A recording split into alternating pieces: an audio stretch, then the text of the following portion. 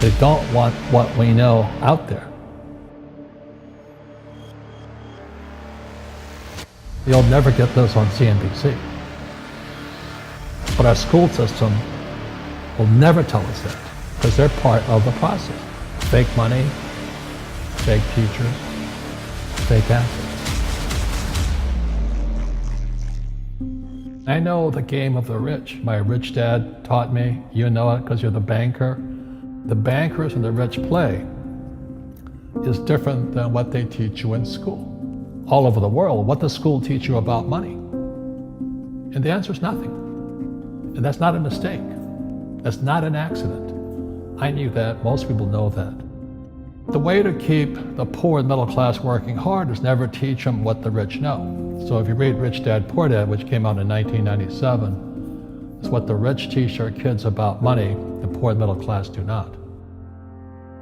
Poverty hurts. I mean, I don't like it. And I don't like that our academic system's so corrupt. You know, we know the banking system's corrupt. We know politics is corrupt. But academics is just as corrupt. I mean, one thing if it's the banking and the politics, but this is where we send our children and we trust them to do the right things for them, and yet they're being not taught something so fundamental. Like you asked your dad when you were a kid, Dad, you asked your teacher, when are you going to teach us about money? And it was just never. Well, never. And they'll never will. You know something. What do you know? Share it.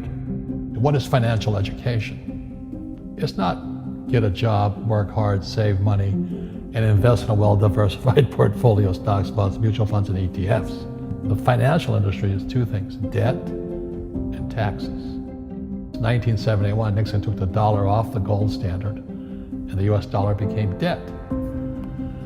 And we still tell kids to go to school, get a job, work hard, save money, and get out of debt.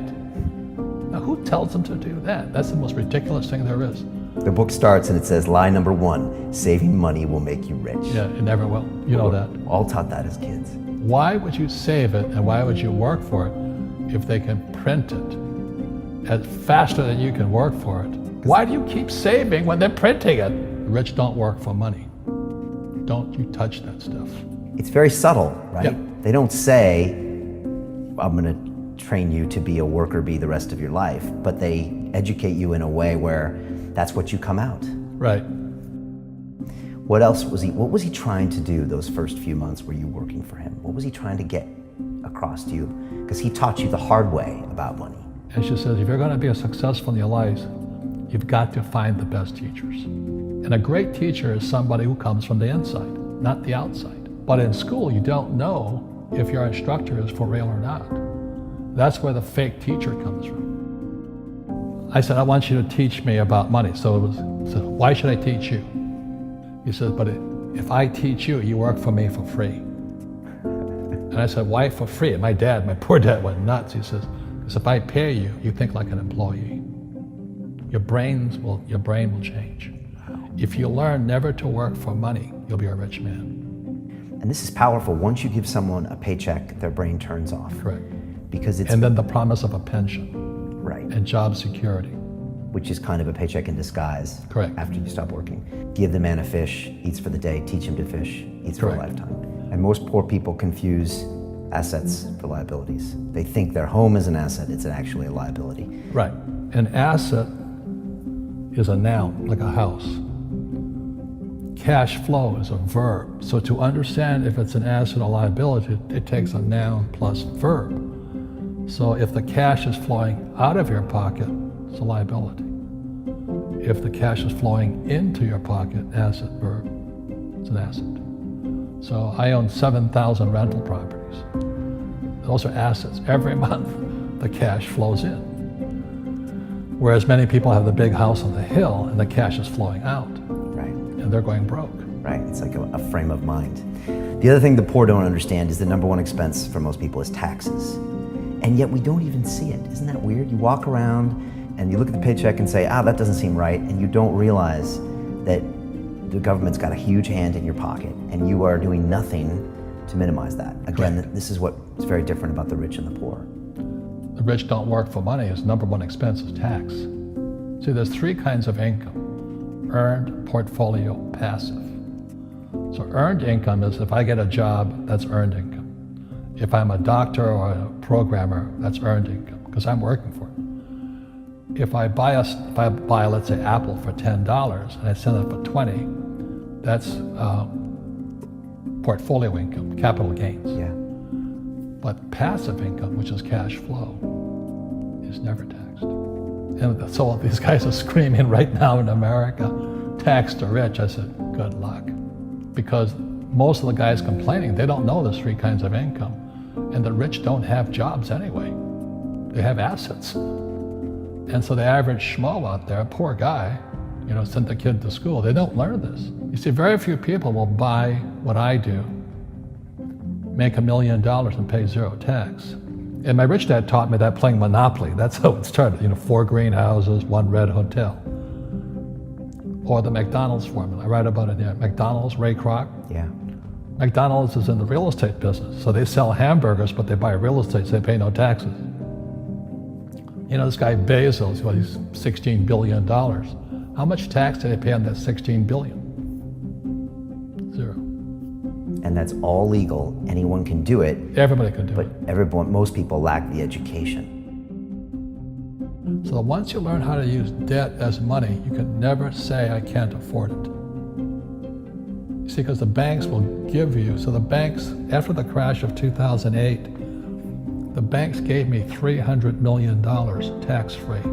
When I asked the average guy, I said, why don't you use debt? They can't even get a loan. Because their scores, their FICO scores, I don't know if you have them here, are so bad. The school teachers will never tell you that because they don't know it. My poor dad never knew that. You don't know if something is an asset or a liability until you can see which way the cash flows. So a house, is it an asset or liability? Well, if it's taking money from your pocket, it's liability. If it's putting money in your pocket, it's an asset. The US government wants me to provide housing, wants me to provide jobs, wants me to borrow money because that's how money is created through debt. I get huge tax breaks. Everybody can do the same thing if they had the financial education to do it. If people understood the tax code, we'd be more prosperous. But can poverty be passed through genetically? Yes. Because it's some type of way of thinking. It's an attitude. An attitude. It's very simple. When people ask me, how do I stop it? I just say, never say, I can't afford it. Ask yourself, how can I? The reason I have so much money is because I don't say I can't do it. I just go, how can I do it? And I just go and do it. I make a lot of mistakes, but that's how I learn. How can I? The poor people, like my poor dad, always said, I can't afford it. Do you think I'm made of money? I'm a school teacher. I can't do that. And I picked that up. And my rich dad never said those words. So when I meet poor people, they use the words I can't a lot. So the people that say, I can't afford it, I can't do this, I can't get to college, the rich are evil, I choose not to participate in that. And that's one thing people could change today. Correct. Right now is that dialogue in their head. Stop saying the word can't. I can't. Right. So how can I? How can I? Especially as in, I can't afford it, how can I afford that? Right. Because that opens them up to looking at it as an investment to a greater future. Right. When I borrowed $300 million, I couldn't do it until I went to ask. And I got turned down so many times. I said, and every time I showed the banker my financials and he'd go, sorry. I said, look, do me a favor. Why did you turn me down? And he'd tell me, this is out, the numbers are out here. So if I get these numbers fixed, can I come see you again? He goes, sure. So it's called rejection. Same as my wife rejected me for 6 months. It's just a matter of personal willpower, which is spiritual. Just saying, if they can do it, I can do it. And how can I? How can I? And I think it's you once said, words become flesh. Yep. That was the Bible too. Right? Intelligence increases through your mistakes, through the ups and downs, through what you learned. Real estate's real estate, but what I learned made me richer, not the money. You don't need money to make money. I think all of us, every human being has that low point in their life. And if they get the message, a new life begins. If they don't get the message, they keep going down. The richer I got was because I didn't need any money. I could use this to make money.